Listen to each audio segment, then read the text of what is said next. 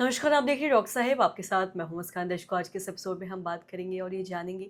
हम देखते हैं जब भी बरसात आता है तो बरसात के तुरंत बाद ही जल जमाव की अगर कहीं समस्या होती है तो अक्सर मच्छरों का जो पनपना देखा जाता है। और साथ ही जब भी मच्छर के पनपते हैं तो डेंगू की भी काफ़ी ज़्यादा समस्या देखी जाती है। डेंगू के काफ़ी ज़्यादा पेशेंट भी बढ़ जाते हैं और कई बार ऐसा भी देखा जाता है लोग बुखार को फीवर के वायरल की तौर पर ले लेते हैं और कई बार ऐसे में जान भी चली जाती है।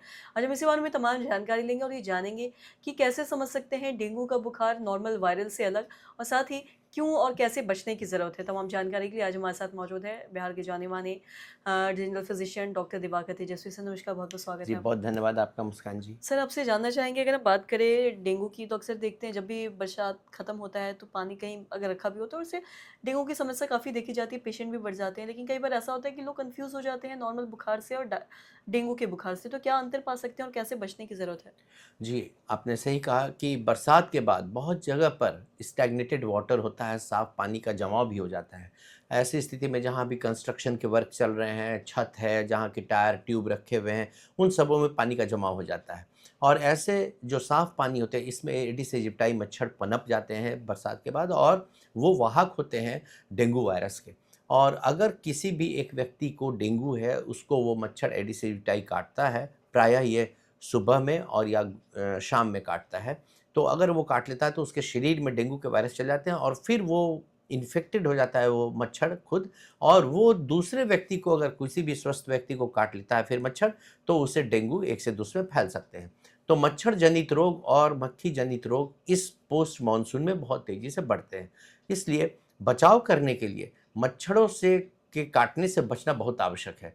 इसलिए अपने पहला तो है कि घर के आस-पास जहाँ भी जल जमाव है, उसे जल नहीं जमा होने दें, और कहीं पर है बड़ा-सा तो उसमें ऑयल का या फिर कोई भी ऑयल का एक बूँद डालते हैं, तो ऊपर में एक लेयर बन जाता है जिसमें कि लार्वा पनप नहीं पाते हैं और वहाँ पर डेंगू के मच्छर नहीं पनप पाते हैं। अपने घर के अंदर में अगर कूलर है, जहाँ की पुराना पानी जमा हुआ है, टायर है, ट्यूब है, छोटे टब हैं, प्लास्टिक के मग हैं, उन सबों को भी हमेशा से साफ़ करना और पानी से रहित करना ज़रूरी होता है, क्योंकि उसी में डेंगू के मच्छर जो होते हैं पनपते हैं।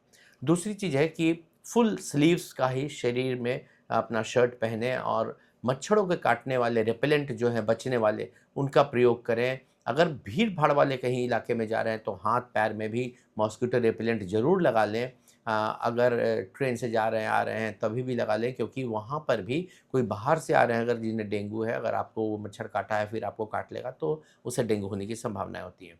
तो ये तो डेंगू से बचने के उपाय हुए, और सामान्य फ़ीवर में और डेंगू के फ़ीवर में बचने में समझने के लिए होता है कि डेंगू का फ़ीवर बहुत तेज़ी से बहुत हाई फ़ीवर होता है, आँखों के पीछे बहुत तेज़ दर्द भी होती है और शरीर में बहुत जल्दी बहुत ज़्यादा कमज़ोरी हो जाती है, जो प्रायः वायरल फ्लू में नहीं होता है। उसमें सर्दियाँ जाती होती हैं, नाक से पानी आना, छींक आना, खाँसी होना, नाक जाम होना, ये सब होता है। लेकिन डेंगू में ये सर्दी के फीचर्स कम रहते हैं, नहीं रहते हैं, लेकिन जोड़ों में दर्द, आँखों के पीछे दर्द, तेज़ बुखार, कमज़ोरी इतनी ज़्यादा होना और शरीर पे लाल चकतियाँ निकलना, ऐसा हो सकता है।